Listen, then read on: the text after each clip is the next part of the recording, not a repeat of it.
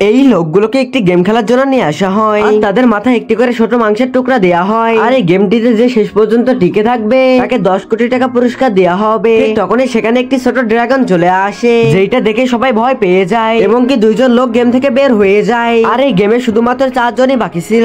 তখনই ড্রাগনটি মাথা উঁচু করে তাদের দিকে তাকিয়ে থাকে, যেটা দেখে সবাই ভয় পেয়ে যায়। আর তখনই ড্রাগনটি দৌড়ে এসে এই লোকটির নাকটি কামড়ে ধরে, যেটা দেখে বাকি 3 জন কান্না করতে থাকে। আর এই গেমে শুধুমাত্র 3 জনই বেঁচে ছিল। আর যখন ড্রাগনটি লোকটির কাছে আসে তখন সেই লোকটি গেম থেকে বের হয়ে যায়। আর এখন গেমে শুধুমাত্র 2 জনই ছিল। ঠিক তখন ড্রাগনটি এই লোকটির কাছে চলে আসে, আর লোকটির কাছে আসা মাত্র লোকটি ভয় পেয়ে যায়। এরপর ড্রাগনটি তার জিবিটিকে বের করে লোকটির মুখটিকে মালিশ করতে থাকে, যার কারণে লোকটি এটা সহ্য না করতে পেরে লোকটিও এই গেম থেকে বের হয়ে যায়। এখন এই গেমে শুধুমাত্র একটি লোকই বেঁচে ছিল, আর ড্রাগনটি তার কাছে আসতে থাকে। আর তখন বাইরে থেকে একটি লোক বলে তুমি এখান থেকে বের হয়ে যাও, কিন্তু এই লোকটি টাকার জন্য গেম থেকে বের হয় না, এই জন্য সে সবাইকে চুপ মেরে থাকতে বলে। আর তখন এই লোকটি ড্রাগনটি জিভে কামড়ে ধরে।